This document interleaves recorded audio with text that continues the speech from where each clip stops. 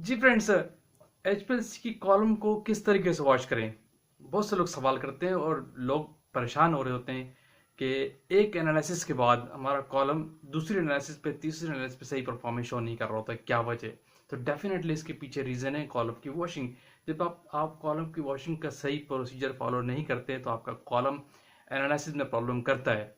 तो आज की वीडियो का फोकस ये है कि हम ये डिस्कस करते हैं कि नॉर्मली जो बेस्ट एग्जिस्टिंग प्रैक्टिसेस है वो आपको कॉलम को क्या अप्लाई करना चाहिए कि आपको कॉलम का वॉशिंग प्रोसीजर सही तरीके से हो। तो आगे चलने से पहले आप देख रहे हैं मेरा चैनल व्हाट्सअप कैनी और मैं सफदर खान कैनी।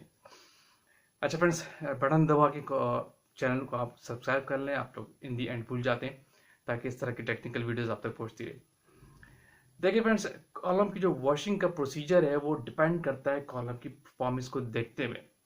एक तो होता है फिजिकली कॉलम का डैमेज हो जाना, तो उस पर तो आप कुछ भी नहीं कर सकते। फॉर एग्जाम्पल आपने कॉलम को बेंड कर दिया, तोड़ दिया, या आपने कॉलम पे हाई बफर चला दिया हाई पीएच का, फॉर एग्जाम्पल लेस देन 2 0 की चला दी, pH 1 का सॉल्यूशन कॉलम पे चला दिया, या pH 14 चला दिया, तो वो तो कॉलम उसका सिलिका डिजोल्व हो जाएगा सारा ही। वो तो बिल्कुल डैमेज होगा, उसका तो कोई सोल्यूशन नहीं, उसको आप कुछ नहीं कर सकते। इसीलिए याद रखिए ये पॉइंट, रेकमेंडेड है कि कॉलम पे एचपीएलसी एनालिसिस में जब भी वर्किंग करें आपके सॉल्वेंट, कोई भी सॉल्वेंट चला है, मोबाइल फेज हो या कोई और डायलूट, आपने कुछ भी करना है, उसकी पीएच नॉट लेस देन 2 होनी चाहिए और नॉट मोर देन 8 होनी चाहिए। इस रेंज में आपने हमेशा पीएच को मेंटेन करके एचपीएलसी पे चलाना होता है। अदरवाइज इससे बहुत 14 पे ले गए, 8 से ज़्यादा ले गए, या ये 2 से नीचे कर दी, तो आपके कॉलम की सिलिका को फौरन डैमेज कर देगा। उसका कोई सोल्यूशन भी नहीं है, फिर उसको आप रिचार्ज भी नहीं कर सकते, सही से वॉश भी करेंगे वो परफॉर्मेंस नहीं देगा। क्योंकि सिलिका आपको पता है एक इंट्रैक्शन बॉन्डिंग है जो आपके कंपाउंड के साथ करता है, जिसकी बेस पे इल्यूशन होता है, जिसकी बेस पे पीक की शेप आती है। जब वही चीज़ डैमेज हो जाएगी तो आपका कॉलम किसी काम का नहीं। तो नॉर्मली प्रैक्टिस क्या है, इस चीज़ को अपने ख्याल रखना चाहिए। पहला पॉइंट हमेशा याद रखिए पीएच के वाले से। दूसरा ये कि अगर आपने एचपीएलसी पे एनालिसिस किस तरह की है, अगर आपने हैवी बफर्स चलाए हुए, ऑर्गेनिक सॉल्वेंट्स चलाए हैं, फॉर एग्जांपल फॉस्फेट के बफर लगाए हुए हैं, तो उस केस में वॉशिंग का क्राइटेरिया डिफरेंट है। लेकिन अगर आपने कोई लो पोलैरिटी की एक्टिविटी की हुई है, बहुत ज़्यादा हैवी सॉल्वेंट नहीं चलाए हुए, तो थोड़ा वॉशिंग का क्राइटेरिया डिफरेंट होता है। लेकिन जनरली याद रखिएगा, अगर आपने एचपीएलसी पे फॉस्फेट बफर्स चलाए हुए हैं, आपको मोबाइल पे जिसमें बफर थे, तो इसका क्राइटेरिया याद रखिए। बेस्ट प्रैक्टिस ये है कि आफ्टर एनालिसिस अगर आपने बफर का सोल्यूशन चलाया हुआ है, तो बेहतरीन तरीका ये, बेस्ट प्रैक्टिस ये है कि अपने कॉलम को 1 घंटे तक डिस्टिल वाटर से आप वॉश करेंगे। ठीक है। अगर आपका कॉलम स्प्लिटिंग शो कर रहा है, पीक शेप सही नहीं दे रहा, बेस लाइन स्टेबल नहीं हो रही, इस तरह के प्रॉब्लम ज़्यादा है, तो उस केस में आपको बता रहा हूँ, फिर आप क्या करेंगे, कॉलम को रिवर्स कर ले। ठीक है। अगर आपका कॉलम इस तरह की प्रॉब्लम कर रहा है, फ्रिट्स प्रॉब्लम आ रहे हैं, बैक प्रेशर कॉलम बहुत ज़्यादा हाई कर रहा है, तो डेफिनेटली शो करता है कि कॉलम के स्टार्ट पॉइंट पे कोई क्लॉगिंग है, कोई सेडिमेंटेशन हो गई, जो सैंपल्स में कंटामिनेशन होती है वो स्टिक हो चुकी है, तो उसको अब आपने वॉश करना है। उसके लिए मैं आपको बता रहा हूँ कॉलम को इन्वर्ट कर ले। ठीक है। और डिटेक्टर से डिस्कनेक्ट कर दे, आउटलेट से हटा दें, इनलेट से लगा ले, रिवर्स करके। सही। अब इस पे आप 1 घंटे तक डिस्टिल वाटर चलाएं, फिल्टर्ड वाटर, या 95 to 100 का रेशो आप चलाएं, यानी 95% या 5% मेथनॉल चलाएं। समझ रहे हो, यानी 95% आपका वाटर होना चाहिए, उसमें 5% उसके अंदर मेथनॉल डालें।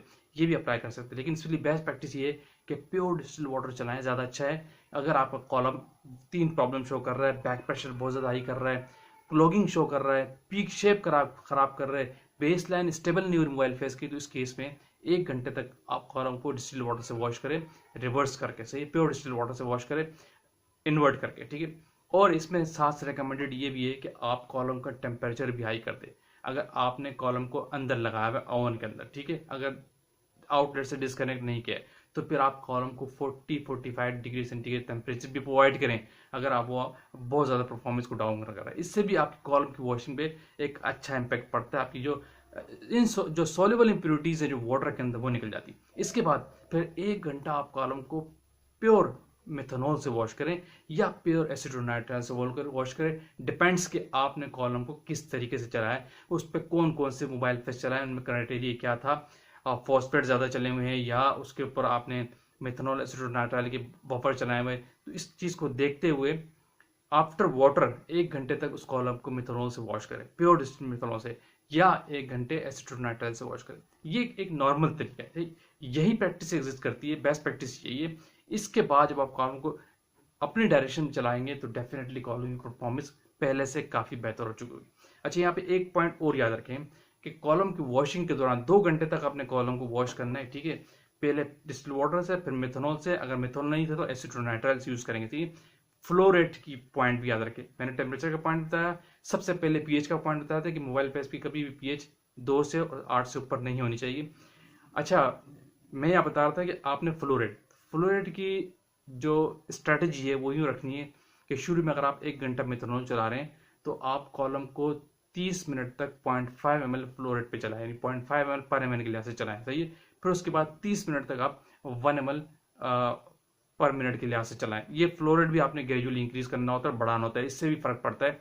जितना स्लो रेट होगा, कम होगा, तो अच्छी वॉशिंग हो जाएगी। और बाजू का समटाइम ऐसा होता है कि हाई फ्लो रेट पे भी जो ब्लॉकेज होती है वो भी निकल जाती है, जो जो क्लॉगिंग होती है वो निकल जाती है। इसलिए दोनों फ्लो रेट आपने रखने होते हैं, शुरू पे आपने 0.5, फिर आखिर में 1 ml। इसी तरह मिथनॉल के केस में आपने इसी तरह रखना है कि पहले आप 0.5 ml पर मिनट के लिहाज से चलाएं, फिर उसके बाद 30 मिनट के बाद 1.0 ml पर मिनट के लिहाज से चलाएं। ये दोनों स्ट्रेटेजी वाटर पे भी रखें और मिथनॉल पे भी रखें, और टेम्परेचर भी दें। अगर नीड है, कॉलम की परफॉर्मेंस बहुत ज़्यादा डाउन है, तो टेम्परेचर भी उसको दें।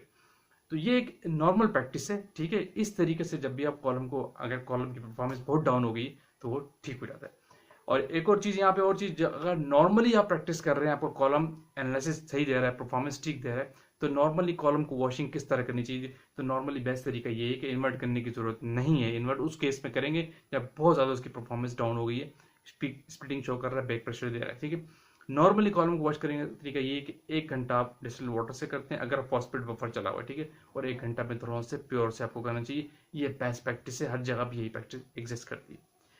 क्लियर? अभी वीडियो को यहाँ पे एंड करते हैं, और चैनल को लाइक कीजिए, शेयर कीजिए, कमेंट्स कीजिए। कोई भी क्यूरीज है आप ओपनली पूछ सकते हैं, ताकि इस तरह की टेक्निकल वीडियोज आप तक पहुँचती है। Thank you for watching. Allah हाफिज़।